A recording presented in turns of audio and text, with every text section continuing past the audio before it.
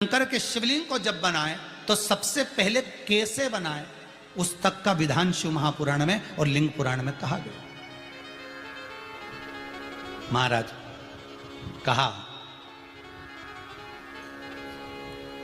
क्यारे की मिट्टी हो, क्यारा मतलब समझिएगा जिस मिट्टी पर कोई गंदगी ना करी गई हो, ऐसी जगह का कोई भाग मिट्टी का लाया जाए जहां कोई गंदगी ना करे। शिव महापुराण की कथा कहती है।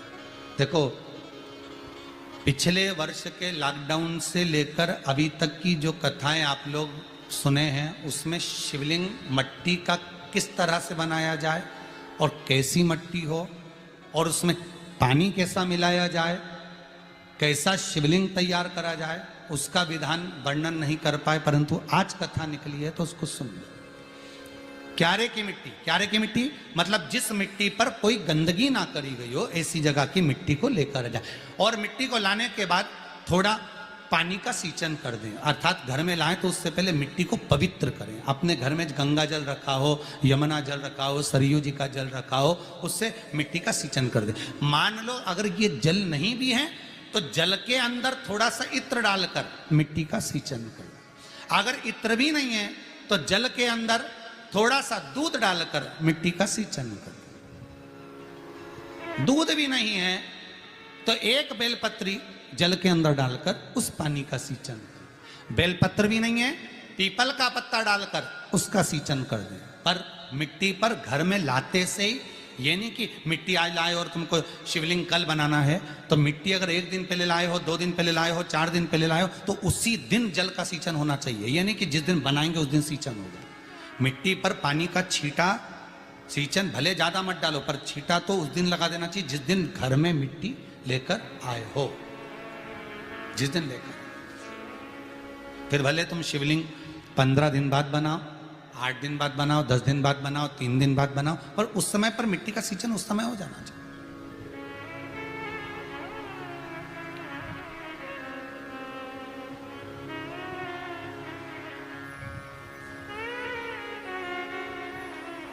फिर कहा जिस दिन शिवलिंग का निर्माण करो उस दिन प्रातः में अगर आप शिवलिंग बना रहे हैं तो ब्रह्म मुहूर्त में मिट्टी को गला दो। किस पानी से गलाना है उसका भी प्रमाण, उसका भी शास्त्र वर्णन करा। किस जल से गलाया जाए शिव महापुराण की कथा कहती है। अगर आपको आज शिवलिंग का निर्माण करना है, शाम को आप शिवलिंग का निर्माण कर रहे हो तो अपने पानी का जो मटका होता है, हंडा होता है, रसोई घर में जहां पानी भर कर रखते हो उसके नजदीक में एक कलश जिसमें अलग से ताजा जल भरा जाए और उस पर प्लेट ढकी हो और उस पर एक चावल का दाना रखा हो, उस जल को लेकर आओ। थोड़ी देर रखा रहे, आधा घंटा, 2 घंटा, 3 घंटा, 15 मिनट, 20 मिनट, पर वो पानी वहां रखा होना चाहिए। रसोई घर में अन्नपूर्णा का निवास होता है, परिंदे के पास पितरों का निवास होता है। अन्नपूर्णा, पित्र सब रसोई घर के भीतर विराजमान होते हैं। शास्त्र कहता है 33 कोटि देवता एक समय के लिए, एक क्षण के लिए हमारे रसोई घर में प्रवेश करते हैं। इसलिए रसोई घर को तुम पूरे घर को स्वच्छ रखो ना रखो, पूरे घर को तुम साफ रखो ना रखो, पर रसोई घर एकदम क्लीन होना चाहिए, साफ होना चाहिए, स्वच्छ होना चाहिए। आज के जमाने में तो खैर गया, पर पहले जब मट्टी के चूल्हे होते थे, जब चूल्हा बंद होता था तो उसको गीला कर कर, गोबर को या पानी में उसको गीला कर कर, एक कपड़े को गीला कर कर पूरे चौके को, रसोई घर को पोंछा जाता था। मिट्टी का होता था वो, तो भी उसको पोता लगाते थे, पोंछते थे।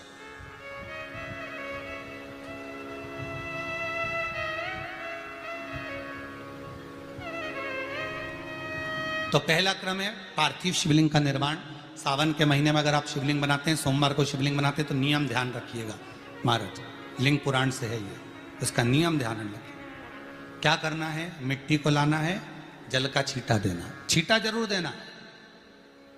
घर में लेकर आए और जल का छींटा होना जरूरी है।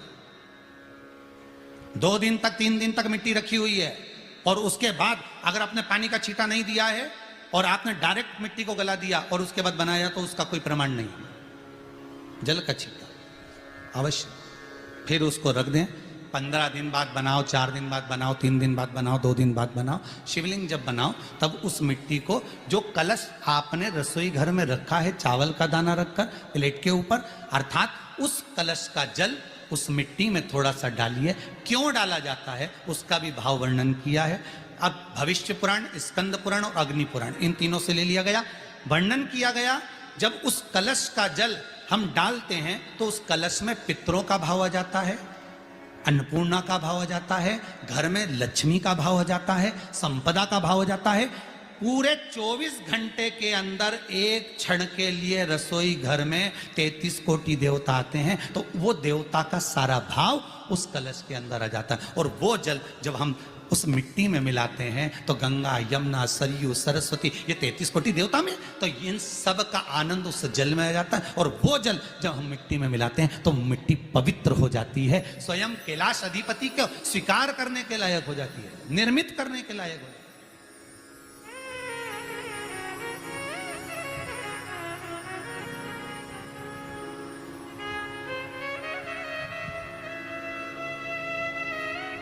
अब शिवलिंग का निर्माण कैसे करना? मिट्टी में गला दिया पानी में। सबसे पहले शिवलिंग बनाने से पहले पात्र जो होता है उसके नीचे एक बेलपत्र रखी जाती है। क्या रखना है? एक बेलपत्र। शंकर को झेलने के लिए कोई साधारण नहीं है पात्र जिस पे झेला जाए।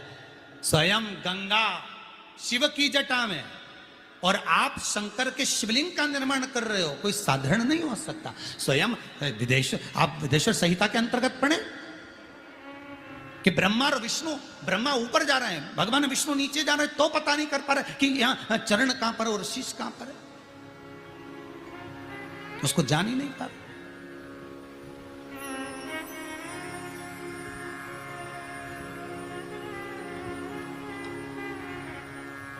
बस एक बेलपत्र, साधारण भाव में बेलपत्र भी सीधा भाग, और इस बेलपत्र की जो डंडी है वो उत्तर दिशा में रखना है थाली के अंतर्गत। जब आप शिवलिंग का निर्माण करो उत्तर, इसके ऊपर जो गलाई हुई मिट्टी है वो डाल दीजिए, और डालने के बाद सबसे पहले शिवलिंग का स्वरूप बनाना है। सबसे पहले नीचे की जलाधारी नहीं बनाना। क्या बनाना है? शिवलिंग का स्वरूप बनाना। बनाने के बाद उसी शिवलिंग के पास में और मिट्टी डाल लीजिए, फिर जलाधारी का निर्माण करिए। फिर जलाधारी,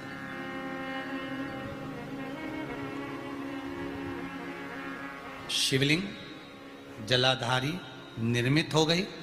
शंकर जी का संपूर्ण परिवार शिवलिंग में रहता है, आपको पहले भी कहा। भगवान भूत अधिपति भूतेश्वर, भगवान शिव का संपूर्ण परिवार शिवलिंग में। पहले भी मैं कहा, आज फिर आपको वर्णन कर देते हैं।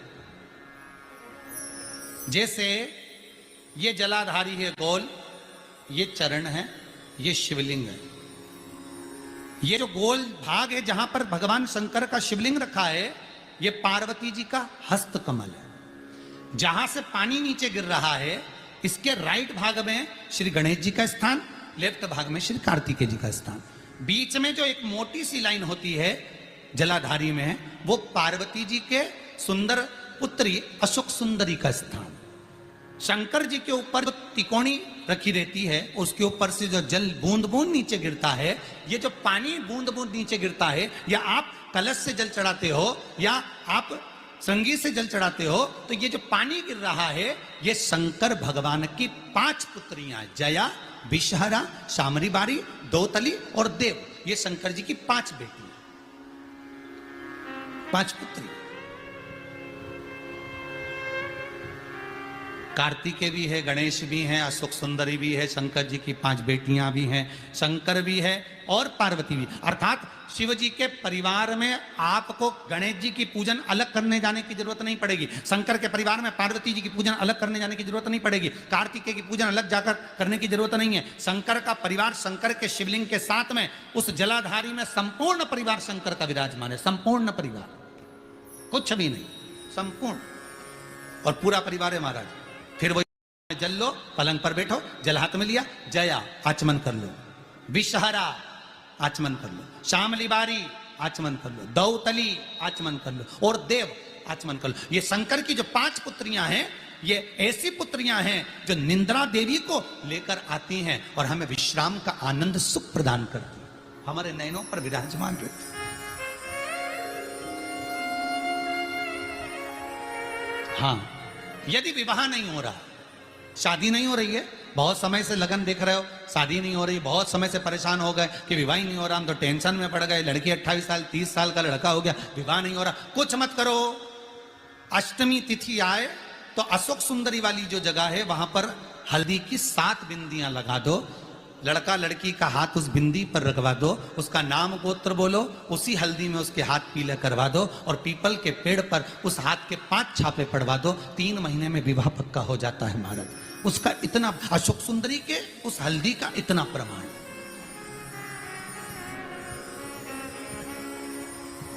3 माह के अंतर्गत विवाह नक्की होगा। इतना इतना प्रमाण है महाराज। भगवान शिव की आराधना का कोई साधारण फल है महाराज। निर्मित करा शिवलिंग। एक बार सब जितने भी टीवी पर बैठे हैं, सम्मुख में कथा सुन रहे हैं, फेसबुक यूट्यूब पर सुन रहे हैं, एक बार साथ में समझें वापिस निर्माण को, शिवलिंग के निर्माण को। मिट्टी लाए, स्वच्छ जगह की, जल का छींटा दिया, रखा। जब शिवलिंग बनाया तो 1 कलश पानी पहले से 2 घंटा, आधा घंटा, 15 मिनट, 20 मिनट पहले उसको रख दिया। उसी पानी से उसको गीला करा। गीला करने के बाद उसका निर्माण सबसे पहले बेलपत्री, बेलपत्री के ऊपर मिट्टी, मिट्टी के ऊपर रखकर शिवलिंग का निर्माण, फिर जलाधारी का, जलाधारी का निर्माण और शिवलिंग का निर्माण पूर्ण होने के बाद में फिर बाबा का सुंदर भाव से आप श्रृंगार करें, अभिषेक करें, पूजन करें। और एक बात याद रखना, पार्थिव शिवलिंग का अगर निर्माण करा है तो आपको वो पार्थिव शिवलिंग को रात्रि होने से पहले विसर्जन होना जरूरी है। हाँ, अगर कोई भी शिवरात्रि का दिन है तो फिर आप पूरी रात रख सकते हो। हरतालिका तीज का दिन है, पूरी रात रख सकते हो। बड़ी तीज है, छोटी तीज है, आप शिवलिंग बनाए हो तो आप पूरी रात रख सकते हो। विशेष कोई उत्सव है, श्रावण का महीना है, पूरी रात रख सकते हो। पर बाकी के समय अगर आप शिवलिंग का निर्माण करें तो उसको सूर्यास्त होने के पहले आप उसको नदी में, जल में, जलाशय में विसर्जन करें। बहुत ध्यान दीजिएगा, विसर्जन करते समय छोड़ें, उस समय पर ध्यान दीजिएगा कि शिवलिंग की जो जल की धार है, जिसका उत्तर की ओर जो जल की धार होती है, विसर्जन करते समय वो जल की धार अर्थात वो उत्तर का भाग हमारी ओर होना चाहिए और थाली इस तरह से पकड़ें कि वो भाग हमको जब डालें तो वो भाग हमको दिखे, थोड़ा सा नजर आए पानी में डालते समय। और जब वो थोड़ा भाग दिखता रहे, और जिसलिए आपने शिवलिंग बनाया, जिस कामना से आपने शिवलिंग बनाया है, वो कामना उस भाग को पानी में देखते देखते बोल दीजिए, वो कामना पूर्ण हो जाती है। इसको कहते हैं पार्थिव शिवलिंग का निर्माण करना और उसकी आराधना करना। उसकी आराधना कई लोग करते हैं, बना भी लेते हैं, पूजन भी करते हैं, और कई बार कहते हैं हमारा काम नहीं, तो उसमें भगवान का दोष नहीं है, दोष अपना देखो। आप आए नहीं, सुबह हो गई, मेरी पूजा की थाली धरी की धरी रहेगी। क्यों नहीं आए, किस लिए नहीं, वो हमें देखना।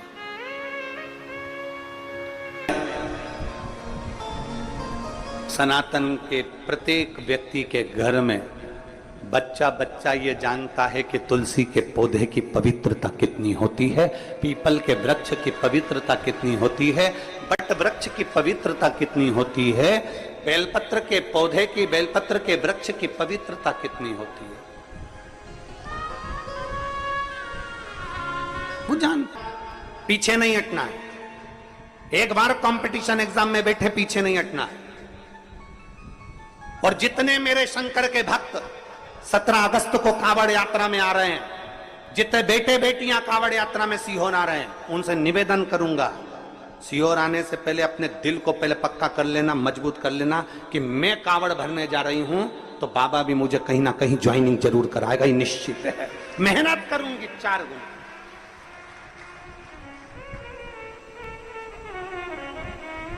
जब 17 अगस्त को आप कावड़ भरने आए तो आपके अंदर एक अलग से एनर्जी होना चाहिए, एक अलग से बल होना चाहिए कि मैं यहाँ कावड़ चढ़ाने के बाद जाऊंगी और खूब मेहनत करूंगी, खूब मेहनत, और मेरा विश्वास करता है मैं उत्तीर्ण होकर रहूंगी, आगे बढ़कर रहूंगी। अंतर्गत वर्णन मिलेगा आपको कि अगर कोई शिव पुराण की कथा सुनकर जहां से निकल कर जाता है, शिव पुराण की कथा सुनकर व्यक्ति जहां से निकल कर जाता है, उस रास्ते में अगर कोई जीव आत्मा, किसी का एक्सीडेंट हो गया, कोई मर गया, कोई गड़ गया, कोई चले गया, कोई किसी भी तरह का दुखी व्यक्ति है, और आप शिव पुराण की कथा सुनकर जा रहे हो, आपके मात्र चेहरे का दर्शन कर लेता ही, या आपसे, आपके शरीर से टच होकर कोई हवा, कोई वायु अगर स्पर्श कर कर भी निकल कर उस जीव को पड़ जाती है, तो उसका भी उद्धार हो जाता है, उसका भी उद्धार के लिए, आपको प्राप्त करने के लिए कहां जाया जाए, किस स्थान पर जाया जाए, किस भूमि पर जाया जाए, कहां। कलकत्ता में एक बात कही थी, आप लोगों ने सुनी होगी, एक लोटा जल कहीं पे भी चढ़ाते जाओ, वहां पर भी बीज अंकुरित हो जाता है। कुछ डालो मत डालो, अपने आप दूबा लग जाएगी, पौधा लग जाएगा, अपने आप कोई ना कोई बीज उत्पन्न हो जाएगा, अपने आप वहां पर कोई पौधा आ जाएगा। आपको पाने के लिए कहां जाना पड़ता है? भगवान देवादिदेव महादेव ने कहा, मुझे पाने के लिए कहीं जाने की जरूरत नहीं है, निर्मल मन सो मोहि पावा। बस अपने भीतर जिस दिन तेरा हृदय